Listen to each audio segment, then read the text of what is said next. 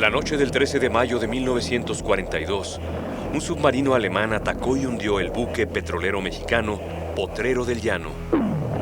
Días después, el 28 de mayo, al inaugurar las sesiones extraordinarias del Congreso de la Unión, el presidente Manuel Ávila Camacho declaró por la radio en cadena nacional el estado de guerra entre México, que se sumó a las fuerzas aliadas, y los países del eje formado por Alemania, Italia y Japón. Frente a esta reiterada agresión que vulnera todas las normas del derecho de gentes y que implica un ultraje sangriento para nuestra patria, un pueblo libre y deseoso de mantener sin mancha su ejecutoria cívica no tiene más que un recurso, el de aceptar valientemente las realidades y declarar, según lo propuso el Consejo de Secretarios de Estado y de Jefes de Departamentos Autónomos, reunido en esta capital el viernes 22 del corriente, que a partir de esa fecha existe un estado de guerra entre nuestro país, Alemania, Italia y Japón. Pero en 1944, el gobierno mexicano decidió la participación activa en el conflicto e integró una fuerza aérea expedicionaria que, luego de perfeccionarse en bases estadounidenses, partió al frente de batalla. Con su desempeño en las misiones que le fueron encomendadas, aquella fuerza expedicionaria dejó constancia de la disciplina y el valor de un grupo de jóvenes combatientes mexicanos. Esta es su historia. Hubo una conferencia Ávila Camacho Roosevelt en la frontera. Ya los militares mexicanos estaban inquietos, posiblemente porque hay muchas cosas que no se saben o que no supimos. En esa conferencia se habló de la participación de México. Un escuadrón aéreo, tal como lo tenía la organización americana, era de 300 hombres, que reducía a una tercera parte el avituallamiento, la habitación, todo. Entonces, por esa razón, se decidió que fuera un escuadrón. Soy el capitán Castro Almanza, miembro original del Escuadrón 201.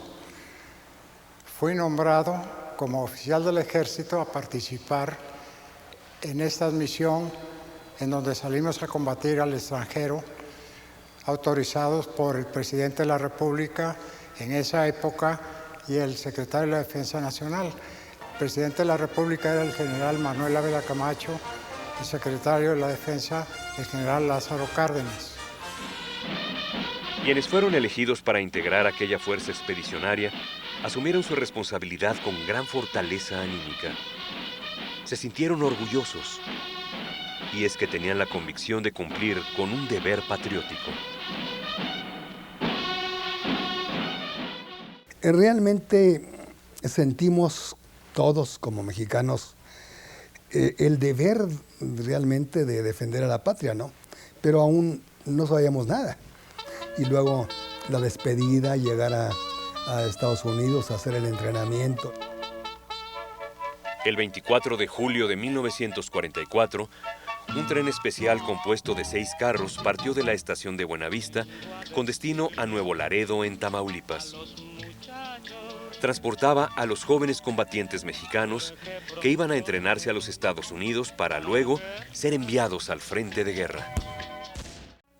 El entrenamiento que tuvimos en Estados Unidos fue, desde el principio, saber si estábamos aptos físicamente para el combate. Todos éramos pilotos muy jóvenes, no teníamos defectos físicos de ninguna especie.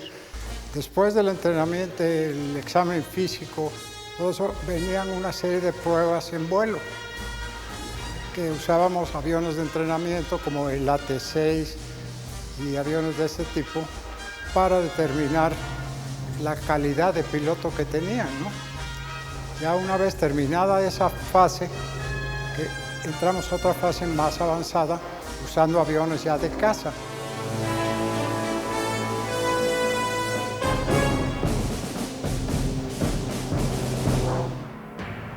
Superando las tensiones, concentrado intensa y metódicamente en el entrenamiento, el Escuadrón Mexicano de Pelea alcanzó la eficiencia y el espíritu de cuerpo inherentes a una organización militar tácticamente experimentada.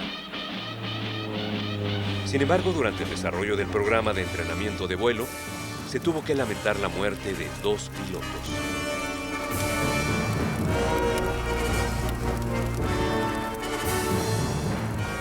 Después de esto, pues ya se acababa el adiestramiento, nos abanderaron, nos mandaron a Oakland y ahí esperamos ya las órdenes para embarcarnos en un barco de Liberty Ship que se llamaba Fair Isle. Aquel barco habría de conducirlos a algún lugar del Pacífico. Es decir, cuando iniciaron la travesía, ignoraban cuál era su destino. En más de un sentido no sabían a dónde los llevaría aquella misión de guerra. Pero los combatientes mexicanos estaban con buen ánimo, y así se mantuvieron hasta arribar a la bahía de Manila, en las Filipinas. El puro viaje, zigzagueando, lo hicimos desde San Francisco hasta las Filipinas, zigzagueando para que los submarinos no nos hundieran. Realmente fue muy sorpresivo porque nos encontramos a 2 mujeres jóvenes vestidas de china poblana, y es que eran las hijas del cónsul de México en Filipinas. Era un cónsul honorario porque no era mexicano, era filipino.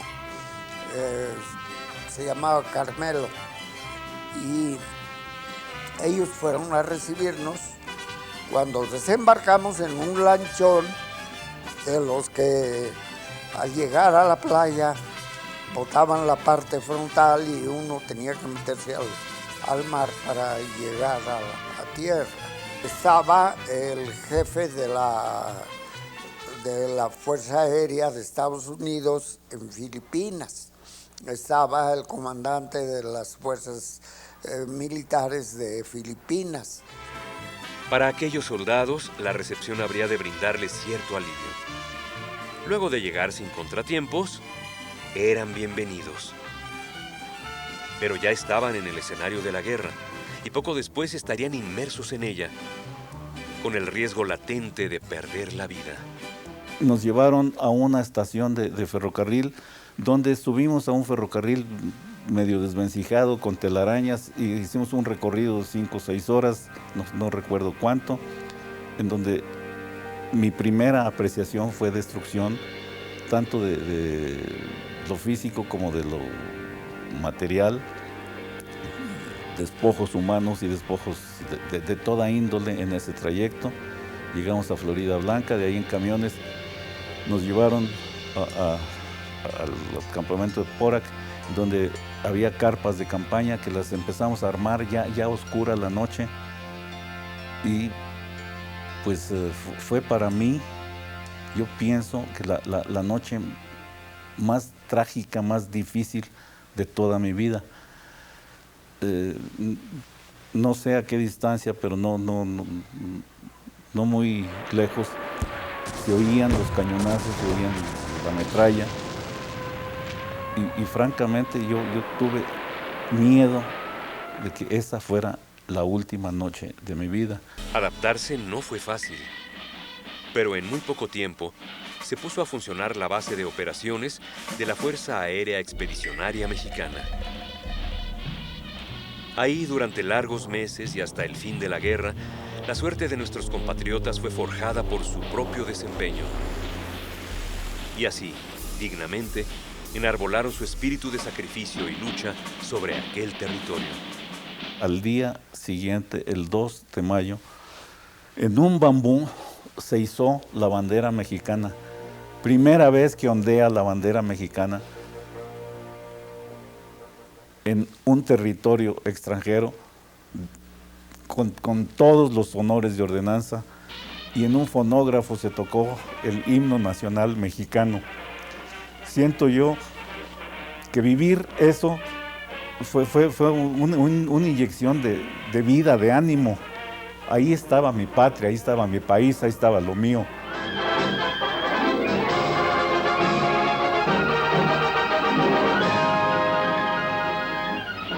Esta bandera fue diseñada por la Defensa Nacional para que la intervención de México que tuvo en la Segunda Guerra Mundial representara no a la Fuerza Aérea, sino al Ejército Mexicano.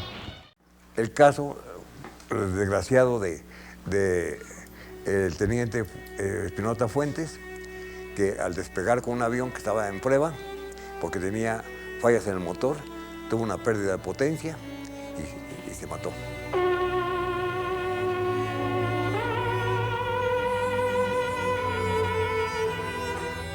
José Espinosa Fuentes no sería, desgraciadamente, la única baja del escuadrón.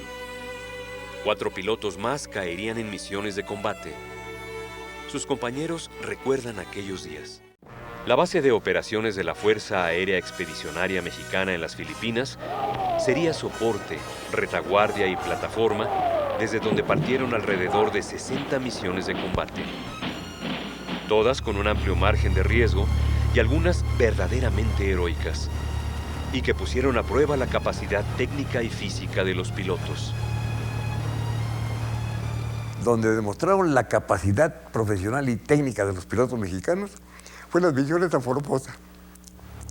Esas misiones a Formosa, Formosa dista de la base de Porac 700 millas náuticas. Se dice muy fácil, pero 700 millas de mar en un avión monomotor se necesita coraje. Pero además, las condiciones técnicas en que volaba el avión eran muy difíciles. Teníamos una misión que era típica, que nada más la hizo el escuadrón nuestro, que era bombardear Formosa. Era una distancia de vuelo de casi el radio máximo del avión. Volábamos casi 7 horas en ida y el regreso, que es el radio máximo de un avión de caza.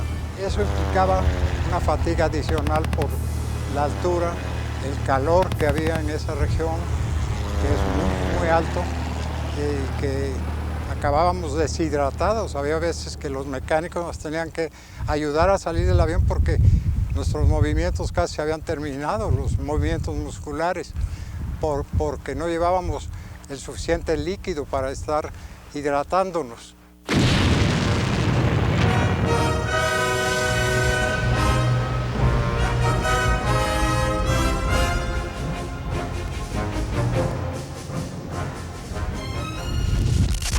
Con la rendición de Japón luego de las explosiones atómicas sobre Hiroshima y Nagasaki, la guerra terminó y los combatientes mexicanos pudieron retornar a la patria. Y el día 17 nos reunieron el capitán Gagiola con objeto de ver en qué forma y cómo dejar los nombres de los compañeros que habían caído en cumplimiento del deber. Pero yo sugerí que fuera un monumento.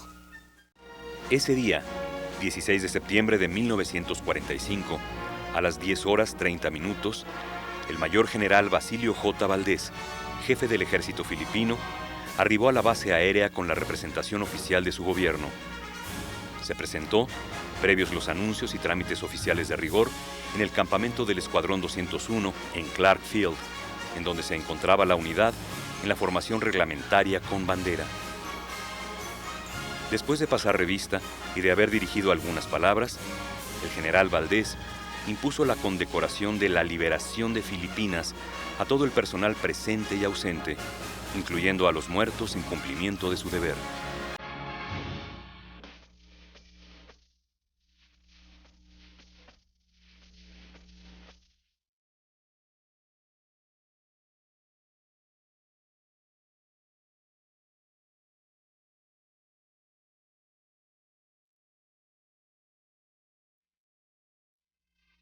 En víspera de la salida para su patria de la Fuerza Aérea Expedicionaria Mexicana, deseo manifestar a usted y al pueblo mexicano lo espléndido que han sido sus servicios en la Guerra del Pacífico. He vigilado sus actividades en el combate con creciente orgullo y admiración, y por eso, al marcharse, les he dicho adiós con pesar y afecto. Gracias, señor presidente, por haber confiado a estos nobles jóvenes bajo mi mando. General Douglas MacArthur.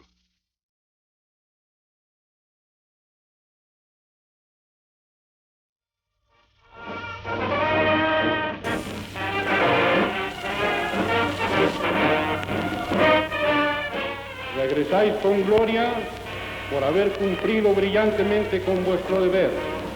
Y en estos momentos, en esta nuestra histórica plaza, corazón de la República, recibid la gratitud de nuestro pueblo.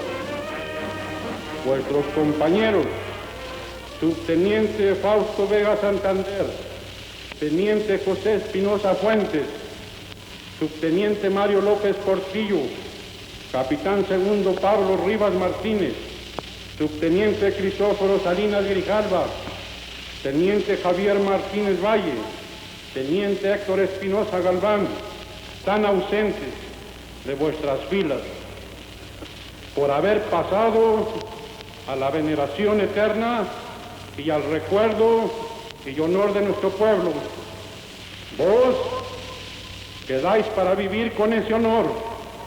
Cuidad de conservarlo con esa devoción que hoy le rendimos. Nos esperaban ya para el desfile del 20 de noviembre. Estuvimos en una estación aquí el día 18 y nos trajeron al desfile del día 20.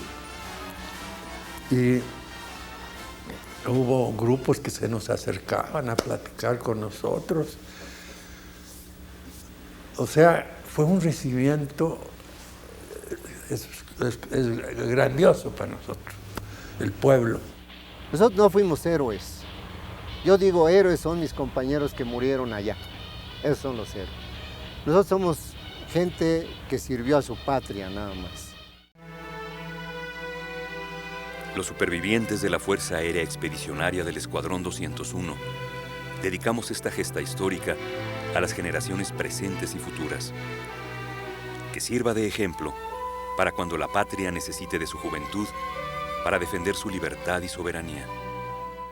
Pero a los héroes del Escuadrón 201 he tenido el privilegio y la fortuna de conocerlos y palparlos y vibrar y emocionarme al igual que ellos.